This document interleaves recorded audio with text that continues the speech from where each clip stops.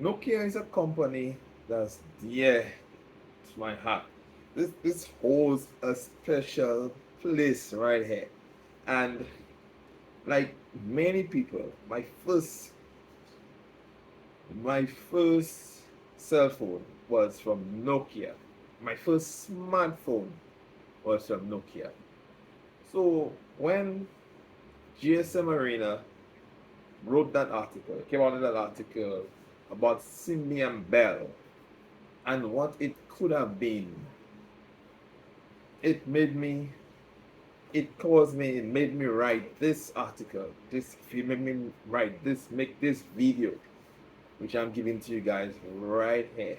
And this is like a grand return of my cell bite, where we take a bite, right? Where I express my views, my takes, kind of like a vlog of technology on the whole, and what it was, what it has, what I see the future of it. Like I said, Nokia has a special place in my heart. From my first cell phone being the 8210 to what would be the last I've held, and that was the Lumia 1520. So let's go down memory lane with me and all of the Nokia cell phone, all of the Nokias I had a pleasure of using. Like I said, the first one, the 8210, then the 6230, the 6680. This one now, the E51, would be special to me because that phone I used to record my daughter's very first steps. That's what I used. Look at it back then and now, like the video quality, it was terrible. But at the time, that was the standard. That was it at the time. But if you look at it now compared to now, I mean, look at what we're getting now out of all our phones. Back then, well, but it captured my daughter's first steps, and that's all that matters. The N73 Music Edition. That was one of my favorite phones from them. It came for special headsets, like stereo headset, and it also had a special UI. The UI, there's the N73 and the N73 Music Edition, and that one was black. I think that's why I went for it. It was black. And it had a special UI, a Music Edition UI with a nice equalizer setting. Oh, that was great. And we had equalizers back then. Yeah, how great Nokia was. Right? There was the N97 and the N8, which was the last Symbian I actually played with. That was that phone was so nice. And then after that came the N9. I don't know if you remember the N9. It ran Migo, and it was all gestures, full gesture based. Just swipe away, swipe left, swipe right, swipe up, swipe down, full gestures. And that was the last of Nokia's in-house OS before they jumped on the Windows Phone train. Right? Don't get me wrong. Windows Phone is nice, but in-house, that was just great. And I want to give an honorable shout out, honorable mentions to the N95, the N96, and the N82. These were phones I never got the chance to use, but I love them, and I wish I had the opportunity to use. They were great phones. I love them. And let's not forget the PureView 808 with a 40 with that 48 megapixel sensor, and it had lossless zoom. When Nokia showed that off, it was just so ahead of its time. The sensor, the capabilities, that that Nokia brought to cameras, Nokia was just ahead of everybody at the time. And I'm sure somebody, if I had an 808 pure view today, I'm sure it can hold its own against many phones today. I'm sure it can. So let's move on to the Windows side. The Windows Phone side. They have the Lumia 620, the 925, the 1020, and the 1520. Now, all these phones I mentioned, I reviewed. I did videos on them. So you can always check my channel, check out the videos. I'll try to put a couple links in the description that will take you straight to them.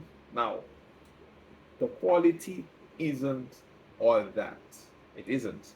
That was way, way back in the day. So it's bad. It's not bad. It's not the best. But if you see, when you see it, you will understand. So back to Symbian and Nokia. Nokia was a stubborn. I would say Nokia was a stubborn company. The culture, they had a special culture. Now at that time, Nokia was king of the mobile industry. They were in charge. I mean, if you look at Nokia's portfolio, they had so many phones. It was they were cranking out phones that the Engage, which was like the taco phone, that phones that flip, phones that turn sideways, phones that slid, everything. Nokia had it all. And then they also had a program called WOM, word of mouth. And that was where I got the chance to play with a lot of their phones, right? Not just owning some of my own, but playing with them, reviewing them, playing them for a couple of weeks. And that's where I think my love for Nokia really, really, really fruition, really got there, because it's really blossomed. I would say my love for Nokia really blossomed because of what they did, and the reps, and the way they reached out to the community. Kind of like what Google is doing with Team Pixel. That's what Nokia did back then, and it was just fantastic. And um, these guys, they would be in contact. I remember that's one time my fondest memory was with the 1520, and customs withheld my phone. So I'm like calling customs and saying, but customs, where's my phone? What's going on? What's really happening? And they really back. They tell me, um, why get that phone from, etc. How much is the phone? I say, but I got that phone sent directly from Nokia. They'll tell me like, who am I? Who are you? They'll tell me like, who are you? A little guy like you, small guy, small fry like you, to get a phone from a big company like Nokia. That guy was jealous. That guy was jealous. So I emailed, I contacted one of the reps from Nokia, and then they sent me some documents to prove that I got it from them. So I dropped it over to customs, and they released it. But I have to go through so much trouble. I have to go to the comptroller, I have to go for this and that, make a couple of calls here and there, but I eventually got my phone back. And then when I explained to the rep, and then when I got it now, and I played it for a while, I reviewed it, I did my video and stuff. Well, I didn't do the video as yet, but I was in the process of reviewing it. And then my time was up. So I responded and saying, okay, this was the case, so and so happened with customs. And they responded and say, sure, okay, sure, no problem. Keep it a couple more weeks. Hold on to it still. That's what I love. That's what I miss about the old Nokia. And they were just so customer friendly, so great, so fantastic. But anyway, I'm I'm strained. Back to them being stubborn and in their ways.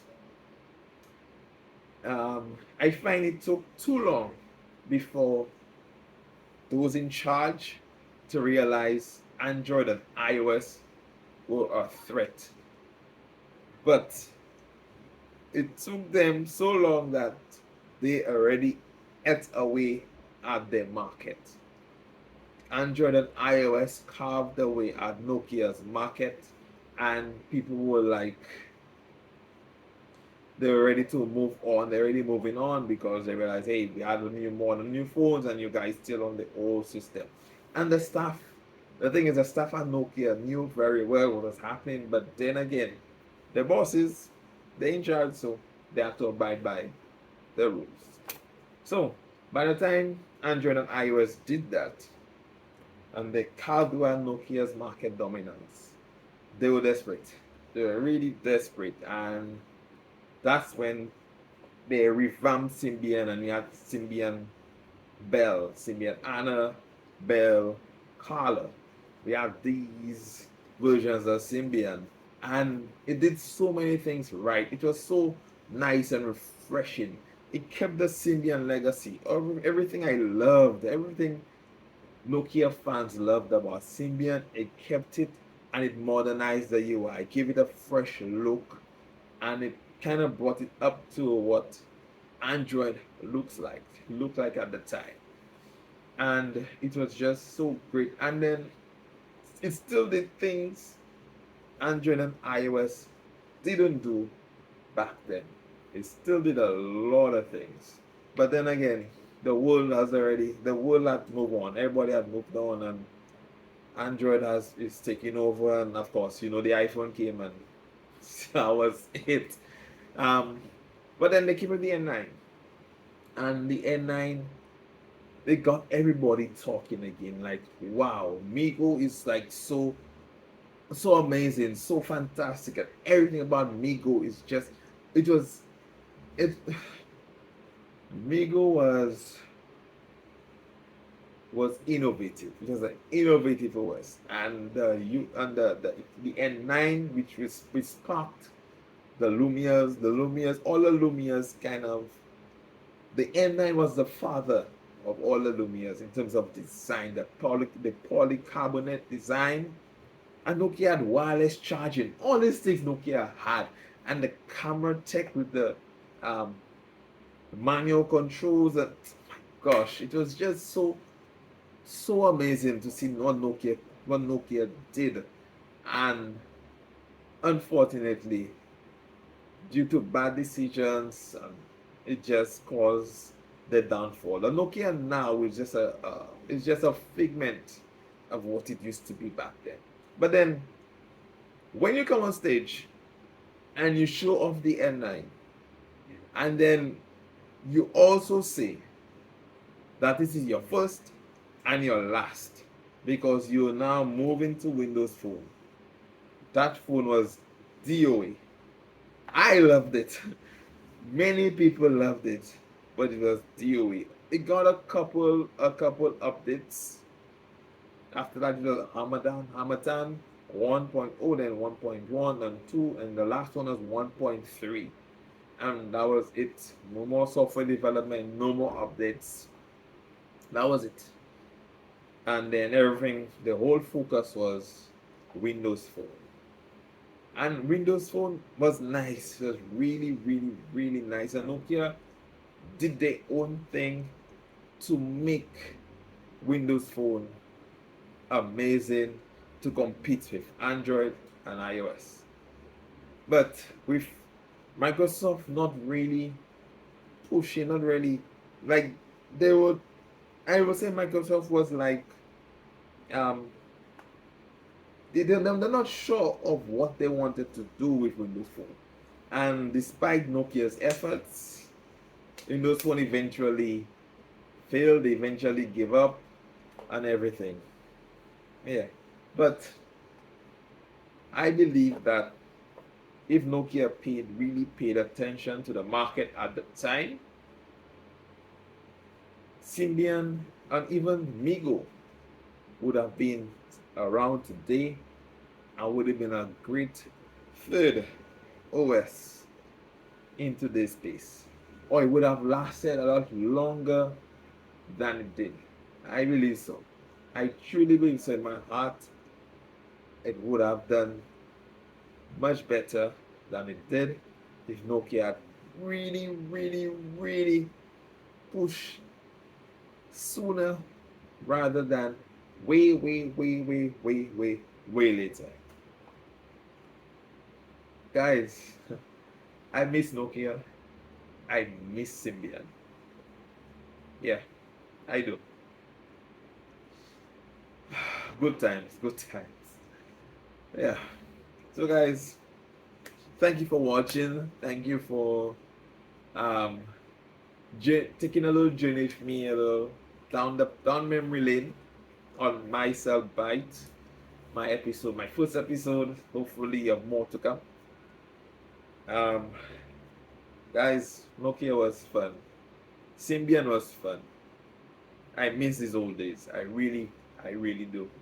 So until next time, until the next episode of myself bite. Bradley, I'm out.